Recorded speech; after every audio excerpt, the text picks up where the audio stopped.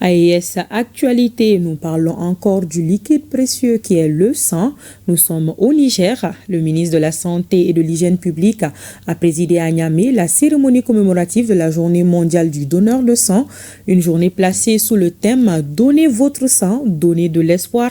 Ensemble, nous sauvons des vies ». Cérémonie pour rendre hommage aux donneurs de sang et conscientiser davantage sur l'importance du don de sang. Le reportage de Jocelyne Amoussou et de Philippe Ciao. Marquer une pause pour saluer ceux ou celles qui contribuent à sauver des vies au Niger en offrant gratuitement leur sang. C'est l'objectif de la Journée mondiale du donneur de sang célébrée chaque 14 juin. Pendant que d'autres ne pensent qu'à leur compte bancaire, vous ne pensez qu'à la banque des donneurs, à la banque de ceux qui sauvent l'honneur. Une journée pour également inciter à plus d'adhésion pour cette noble cause. D'où le thème « Donnez votre sang, donnez de l'espoir, ensemble nous sauvons des vies ». Le don de sang, faut-il le rappeler, comporte beaucoup d'avantages, à savoir la promotion de la bonne santé en stimulant la production de nouvelles cellules sanguines. À intervalles réguliers, cela constitue un mini-bilan de santé et peut aider à prévenir l'hémochromatose, qui est une maladie qui survient en raison d'une surcharge en fer et ou une absorption excessive du fer dans l'organisme. Pour le représentant de l'OMS, chef de file des partenaires techniques et financiers du secteur de la santé, bien plus qu'un simple hommage, cette journée est un appel à la solidarité, à la générosité et à l'engagement citoyen. Le sang est un bien précieux, irremplaçable, essentiel à la survie des milliers de patients chaque jour. Juste quelques données sur le plan mondial. Dans le rapport de 2023, les enfants de moins de 5 ans représentent la majorité des bénéficiaires de transfusions sanguines dans les pays à faible revenu, avec 54% de transfusions effectuées en leur faveur. Le ministre de la Santé et de l'Hygiène publique a rappelé que le geste de donner son sang est un acte simple, mais dont la portée est profonde. L'importance du don de sang va au-delà du sauvetage des vies. Il est essentiel à un système de santé solide et résilient. Lorsqu'un pays dispose d'un approvisionnement stable en produits sanguins sûrs, il est mieux armé pour gérer les crises sanitaires et pour fournir des soins de qualité à tous les citoyens. La Journée mondiale du donneur de sang que nous célébrons ce jour souligne également l'importance de la coopération internationale pour atteindre les objectifs de santé. Pour donner le ton, le ministre de la Santé et de l'Hygiène publique, les membres du gouvernement et de la refondation ont fait le geste salvateur. Le clou final de la cérémonie a été ces témoignages de satisfaction donnés par le président du conseil d'administration du CNTS. Direction le Burkina Faso. Dans le cadre de la campagne nationale de reboisement, le président du Faso a procédé à Guiba, dans la région du centre-sud, au lancement officiel des bosquets à plantes médicinales. Cette année, l'objectif visé est la plantation de 20 millions d'arbres, dont 5 millions lors de la seule journée du 21 juin, date commémorative de la Journée nationale de l'arbre 2025. Et c'est le capitaine Ibrahim Traoré qui a donné le ton par la mise en terre d'une plante aux vertus diversifiées. On en sait davantage dans ce commentaire de Moumouni Wanga. Planter un arbre, c'est donner une vie qui va sauver des vies. Une vision du capitaine Ibrahim Traoré, mise en œuvre à Bangsom, village de la commune de Guiba dans la région du centre-sud. Sur ce site de 5 hectares, le président du Faso donne le ton. Préparation du trou, de l'arbre, puis la mise en terre d'un tamarinier.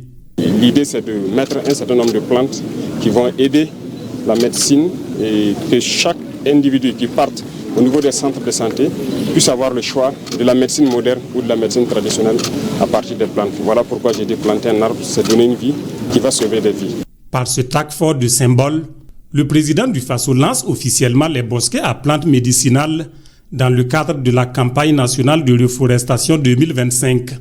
Une politique ambitieuse pour contrer la pression climatique qui affecte négativement le couvert végétal et la biodiversité nationale. J'exhorte tout le monde à planter, utile et surtout entretenir. Donc, bonne journée de l'arbre et souhaiter que l'année prochaine, nous viendrons donc faire le constat de l'évolution donc de nos différents plans et que chacun puisse pouvoir prendre soin de son plan qu'il a mis en terre cette année et qu'il puisse grandir. Cette année, l'objectif visé est la plantation de 20 millions d'arbres, dont 5 millions lors de la seule journée du 21 juin, date commémorative de la Journée nationale de l'arbre 2025. Le président du Faso appelle les Burkinabés à participer activement à la campagne nationale de reforestation et à la Journée nationale de l'arbre par la plantation et l'entretien des arbres. Bamako abritera du 21 au 28 juin prochain les premiers Jeux de l'AES. Plus de 300 athlètes sont attendus dans la capitale malienne. Ils vont compétir dans 8 disciplines.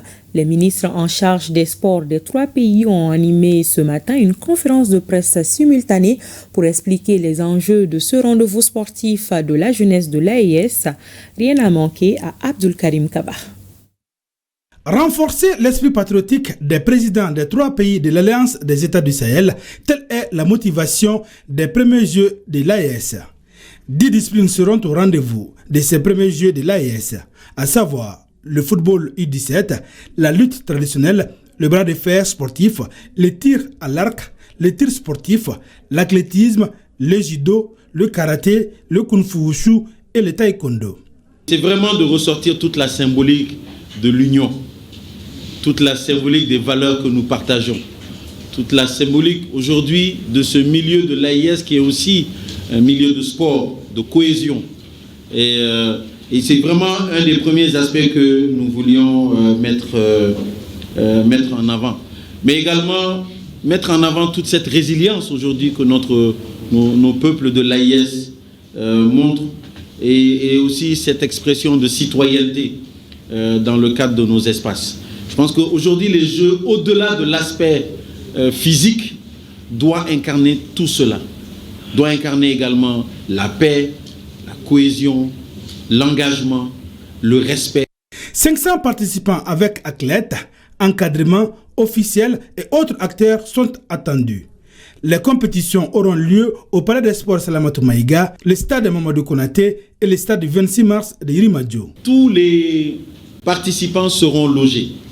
Nous avons pris un endroit sur le plan sécuritaire, vraiment toutes les dispositions ont été prises à ce niveau, que ce soit sur les sites d'hébergement, que ce soit sur les sites de jeu, que ce soit tous les autres espaces que nous allons utiliser dans le cadre de ces jeux-là, même au niveau de l'accueil à l'aéroport, toutes les dispositions ont été prises.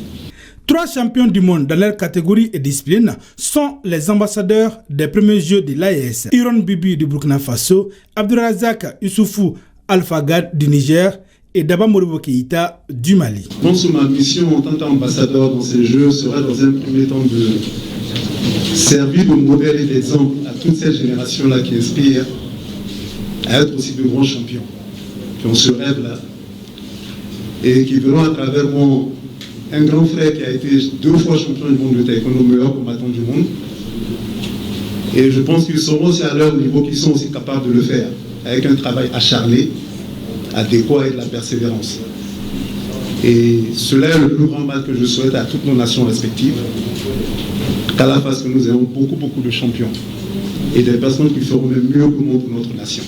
Pour ce jeu, le Mali a mis à profit les Djatikia. Ainsi, les différentes communes seront la Djatiki des pays.